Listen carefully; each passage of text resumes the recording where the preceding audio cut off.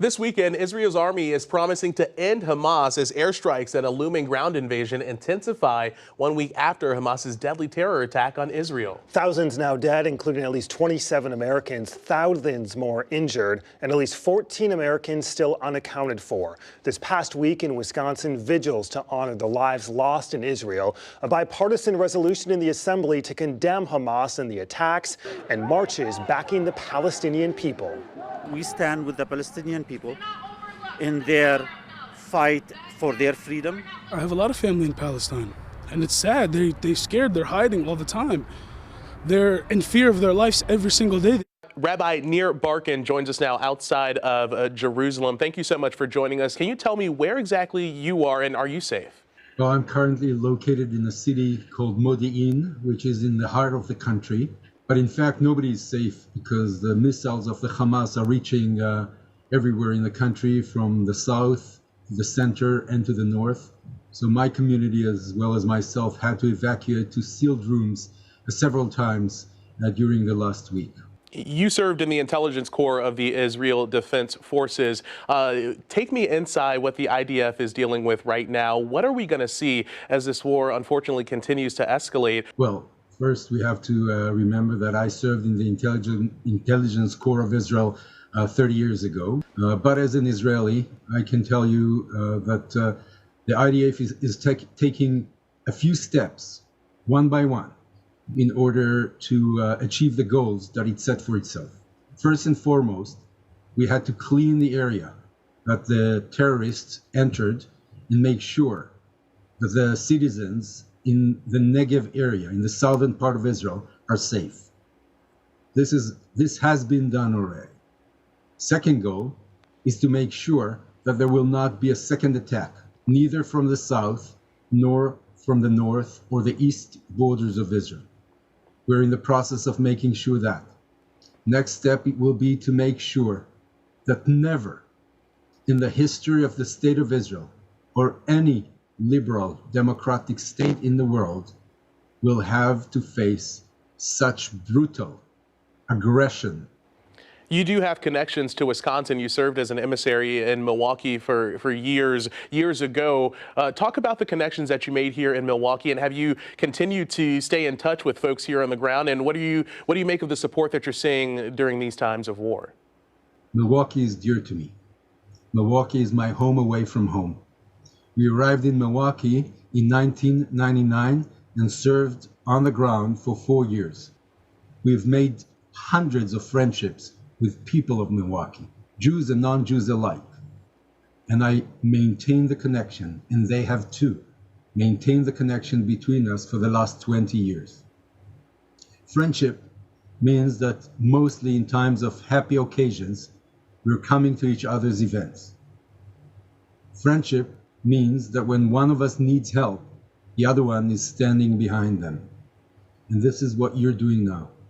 Hundreds of the Milwaukee people whom I know are standing behind my community, the community of the people of Israel, and the state of Israel.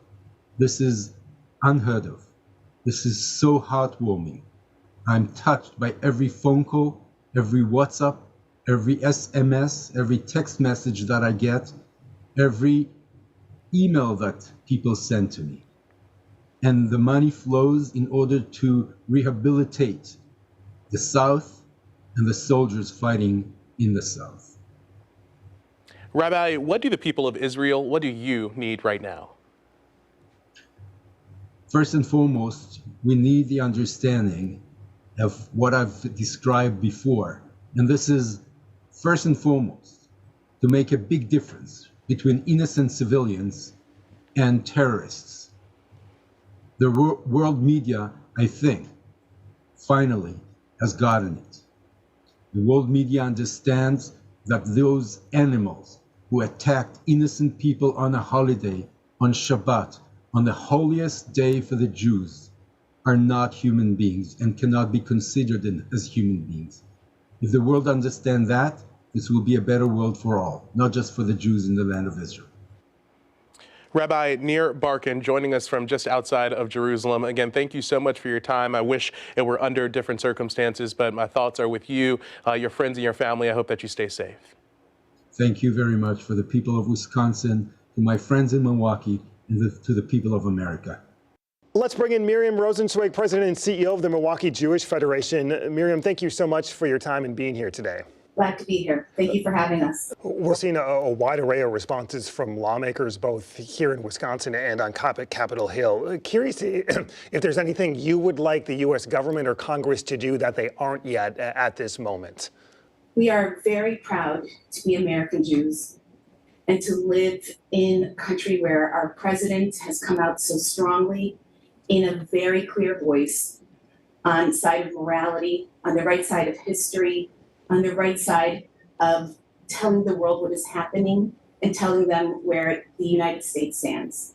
I appreciate the fact that the Assembly came out yesterday in a 95-0 vote to condemn Hamas and establish Israel's right to sovereignty and security. This past week, all across the state of Wisconsin, we've seen different rallies, some being held with people supporting the people of Israel, others people supporting the people of Palestine. How do we have these important conversations when there are these stark and strong differences of opinion or thoughts about what's happening in the Middle East? Well, anyone can have an opinion, but there's facts. And the facts are that there was terrorism, that Hamas is a terrorist organization, that they have one goal, and that is to kill Jews, to destroy the State of Israel. That is the only thing that they want to do.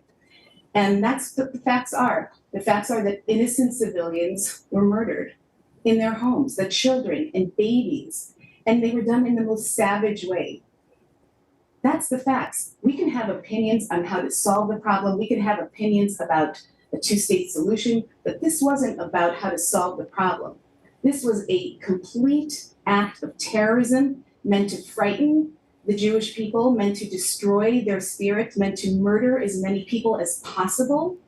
And then they continue that rhetoric by calling for a day of jihad and other people to join in scaring Jewish people across the world.